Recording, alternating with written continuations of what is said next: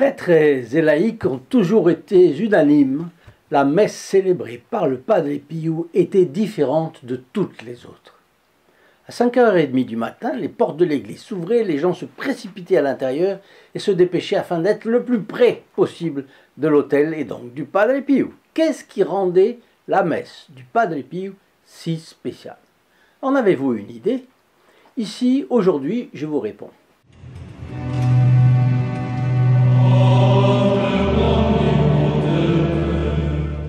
Chers amis fidèles du Padre Pio, bonjour, mon nom est Jean Goyard et vous assistez au programme Sur les pas du Padre Pio. Bienvenue sur cette chaîne YouTube consacrée au Padre Pio, prêtre, moine capucin, mystique, dont les prières à la Sainte Vierge obtenaient guérison et miracles. Son intercession est efficace et active aujourd'hui parce qu'il continue de plus belle, du haut du ciel, à aider ceux qui peinent, les malades, les affligés et surtout arracher les âmes aux griffes du diable. Nous publions ici 3 vidéos par semaine, lundi, mercredi et vendredi. Suivez-nous pour en savoir plus sur la vie de ce personnage aux charismes extraordinaires. Clairvoyance dans le passé et le futur, scrutation des consciences, vision à distance, bilocation, prédiction, prophétie, enfin, vous serez surpris de ce que le Padre Pio peut faire pour vous, un membre de votre famille ou un ami. Avant d'aborder le sujet de la messe du Padre Pio, posons la question, qu'est-ce que la messe? La Sainte Messe est le centre de tout le service divin de l'Église catholique romaine. Elle a été instituée par notre Seigneur lors de la dernière scène, vous le savez, la veille de sa passion. Dans sa passion, Jésus est mort crucifié pour nos péchés. Ainsi, lorsque nous allons à la messe, nous assistons à ce sacrifice unique de notre Seigneur qui s'est déroulé il y a environ 2000 ans. C'est comme si le temps et l'espace étaient effacés et que le sacrifice du Christ était rendu présent sur l'autel de l'Église que nous fréquentons. Il s'agit du même sacrifice que celui de Jésus sur le calvaire. Entre le sacrifice sur la croix et la messe, il n'y a qu'une différence. Sur la croix, Jésus-Christ s'est offert sous la forme humaine, d'une manière sanglante et douloureuse. À la messe, il s'offre d'une manière non sanglante et sans douleur, sous les apparences du pain et du vin. Pourquoi notre Seigneur Jésus-Christ a-t-il institué la messe, renouvellement de son sacrifice de la croix? Pour en communiquer les mérites à chaque homme. Il a ainsi changé le pain en son corps et le vin en son sang, qu'il donna à manger et boire à ses apôtres. Prenez et mangez, car ceci est mon corps, prenez et buvez, car ceci est le calice de mon sang, le sang du nouveau et éternel testament. Mystère de foi. Mystère de foi, on n'y pense pas assez. C'est-à-dire un mystère qui éprouvera votre foi. C'est ça qu'il veut dire. Donc, mystère de la foi, qui sera répandu pour vous et pour beaucoup en rémission des péchés. Faites ceci en mémoire de moi. Alors après ces paroles de la transsubstantiation, toutes les apparences du pain et du vin sont restées. L'odeur, le goût, le poids, la couleur n'ont pas changé. La substance a changé. L'être a changé. C'est un inouï. Et quand le Christ a dit « Faites ceci en mémoire de moi », il a donné aux apôtres et à leurs successeurs l'ordre et le pouvoir d'offrir le même sacrifice. Pour priver les hommes des sources de grâce de l'Église, le démon les en détourne. Et comment? En leur inspirant une répugnance d'aller communier. Il convient de ne pas discuter avec lui. On ne discute pas avec le diable. Et ni même l'écouter. On n'écoute pas le diable. La Sainte Messe est un sacrifice parce que la mort de Jésus-Christ en croix y est symbolisée et représentée. Mais en plus, en raison du pouvoir conféré au prêtre dans son ordination par l'évêque, les paroles de la consécration font réellement descendre notre Seigneur Jésus-Christ sur l'autel. Sa présence est réelle, sous les apparences de l'hostie et du vin. C'est en réalité Jésus qui est présent, corps, sang, âme et divinité. C'est un mystère. Eh oui, c'est un mystère. Et un miracle, c'est aussi un miracle. Le mystère est une vérité inaccessible à la raison, mais que Dieu donne à connaître en se révélant. Donc il faut une grâce. Cela ne signifie pas que les vérités de la foi soient contraires à la raison, mais elles les dépassent, elles en dépassent les limites. La raison ne suffit pas à pénétrer le mystère, mais la raison comprend une fois qu'elle accepte en vertu de la grâce. Alors vous connaissez les 3 mystères les plus sublimes de notre foi. Il y en a plusieurs, mais il y en a 3 qui sont, je ne voudrais pas dire top, c'est pas joli pour un mystère. Le mystère de la Sainte Trinité. Dieu est un en 3 personnes, divines et égales, le Père, le Fils et le Saint-Esprit.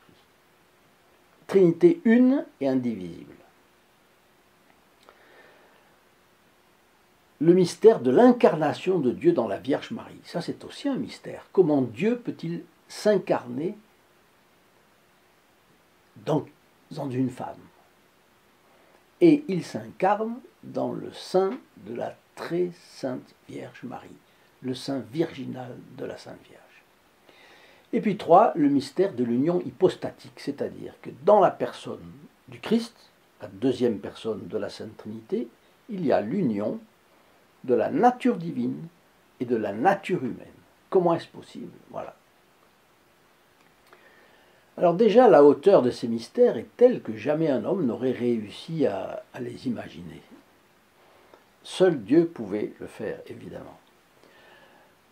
Alors chaque messe est le renouvellement non sanglant du sacrifice de Jésus sur la croix, indépendamment du degré de vertu du célébrant, qu'il soit indigne ou qu'il soit saint. Chaque messe accomplit sa raison d'être qui est de nous rendre Dieu propice, malgré les péchés des hommes. Nos péchés ont été rachetés une fois pour toutes par le sacrifice du calvaire. Aucune messe ne nous rachète une fois de plus, mais chaque messe fait que les fruits de la rédemption nous sont appliqués. Les hommes reconnaissent leurs péchés, s'en repentent, les confessent et les évitent. Ceci est la doctrine de l'Église la plus pure. Je l'ai prise dans un catéchisme. Il y en a plusieurs, mais c'est le catéchisme catholique populaire du père François Spirago. Je suis remonté jusqu'à 1903, chez la librairie Le Thielleux, page 428 et suivante. Et alors, qu'en est-il du mot messe? Que signifie le mot messe? Eh bien, il vient du latin missa. Dans les premiers siècles chrétiens, on renvoyait de l'église les catéchumènes et les pénitents avant le commencement du sacrifice, proprement dit. Donc, ce renvoi se nomme en latin missio. On l'annonçait en disant missa est. D'ailleurs, on se servait de cette expression à cette époque-là. Le pape Pie Ier, et puis Saint Augustin et Saint Thomas utilisent cette expression aussi. On utilisait cette expression pour dissoudre les assemblées, et cela signifiait l'assemblée est terminée. De là est venue l'habitude d'appeler missa, messe, l'offrande qui suivait le renvoi. Et lorsque la messe était communément célébrée en latin, le peuple était renvoyé à la fin par les mots ite missa est, que l'on pouvait traduire littéralement par aller en mission. Parce que Benoît XVI a écrit ceci: dans l'Antiquité, missa signifiait simplement envoi.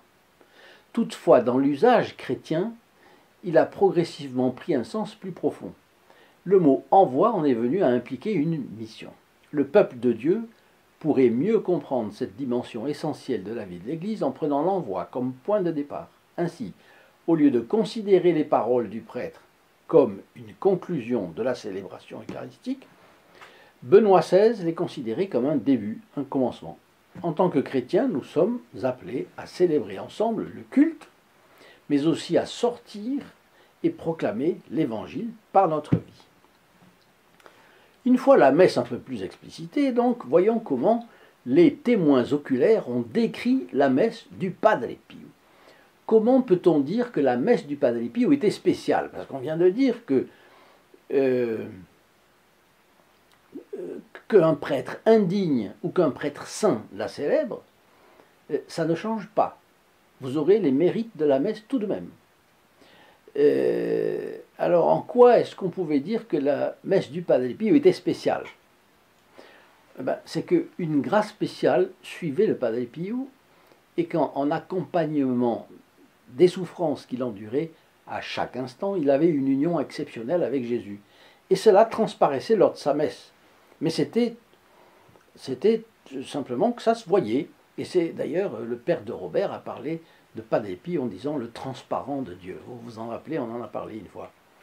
Alors, ou plusieurs fois. Car non seulement il était profondément pénétré de ce qu'il disait et faisait, mais il était parfaitement convaincu à la fois de la grandeur de Dieu et de la grandeur du sacrifice de son Fils, vécu à la Sainte Messe. Combien de pèlerins sont venus en curieux à San Giovanni Rotondo et en sont repartis absolument bouleversés et convertis. On compte une quantité impressionnante de personnes qui se sont converties en voyant le Padre Pio célébrer la Sainte Messe. Et en particulier, ces deux personnes-là, ici, deux journalistes, Fernanda Bianco et Maria Winowska, les deux, l'italienne et la polonaise. Eh bien, elles ont été absolument sidérées de cette messe, le sérieux, là. Ils vivaient sa messe. Alors le frère Arni de Corte, auteur du livre Padre Pio, souvenir d'un témoin privilégié du Christ, a écrit le passage suivant. Le Padre Pio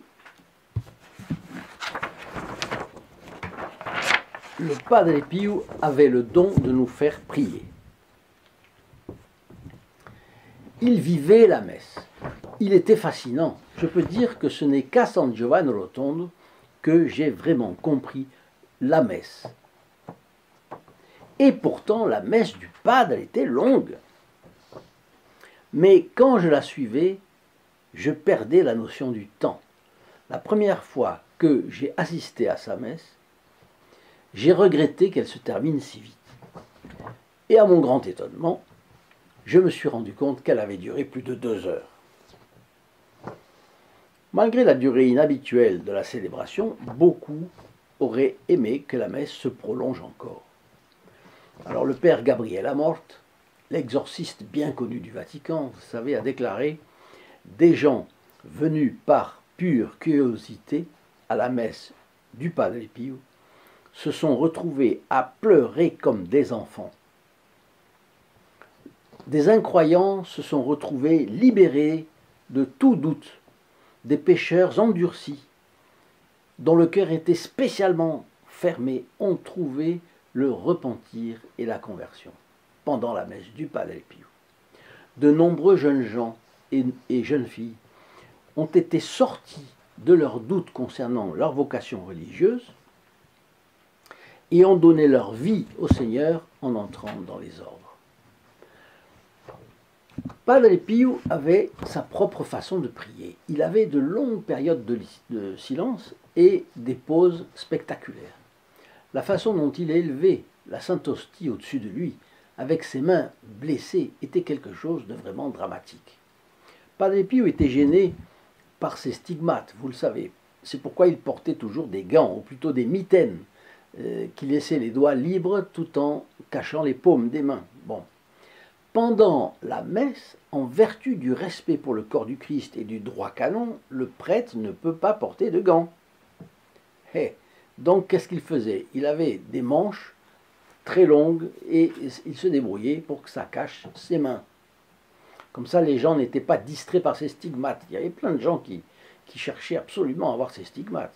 Et il leur disait, faites attention, faites à la communion. Parfois, il y avait des gens qui voulaient voir comme ça les stigmates qu'il avait au moment où il distribuait la communion. Mais il distribuait la communion, c'est-à-dire le corps du Christ. Alors, faites attention. Et il sautait parfois, les gens. La personne comprenait que c'était sérieux. Alors la consécration, cependant, comme il levait l'hostie au-dessus de lui, évidemment, tout le monde voyait les stigmates. Et tout le monde voyait que les stigmates se mettaient à saigner. Et c'était, disait ce frère, c'était un miracle qui survenait à ce moment-là. Pardon. L'expression du visage du Padre Pio montrait aussi combien il participait aux souffrances du calvaire. De la sueur mêlée de larmes coulait sur son visage, et toutes les personnes présentes pouvaient noter qu'il était à l'agonie. Assister à la messe du Padre Pio a certainement été un privilège, dit-il. En voyant le Padre célébrer la messe, les personnes étaient captivées. Elles ne pouvaient s'empêcher de penser à la souffrance du Christ. Et il termine, d'ailleurs, le Padre Pio nous conseillait d'imaginer le Christ souffrant sur le calvaire lorsque nous assistions à la Sainte Messe d'un prêtre. Un jour, on a demandé au Padre Pio pourquoi il ne fallait pas applaudir pendant la messe. Pourquoi est-ce qu'on lui a posé la question? Je n'en sais rien. Il avait dû dire cela.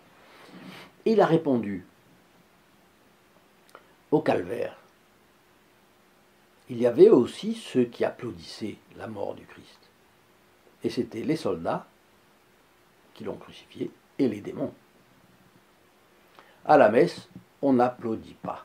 Voilà qui est de nature à nous rendre plus attentifs, plus présents aux messes auxquelles nous assisterons.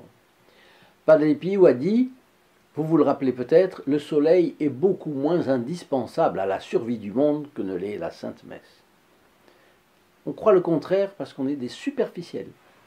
Mais en réalité, quand on pense à ce que c'est que la messe, alors on comprend pourquoi nous devons y faire beaucoup plus attention que nous le faisons. N'oubliez pas de vous abonner, c'est gratuit et vous ne manquerez plus les fioretti du Padre Pio. Pour cela, actionnez dans la description ci-dessous le bouton rouge prévu à cet effet et cliquez 2 fois sur les clochettes et l'option toutes. Partagez la vidéo avec vos amis et n'oubliez pas d'inscrire vos intentions dans la messe du Padre Pio de vendredi prochain à midi. Je vous souhaite une excellente journée. Au revoir.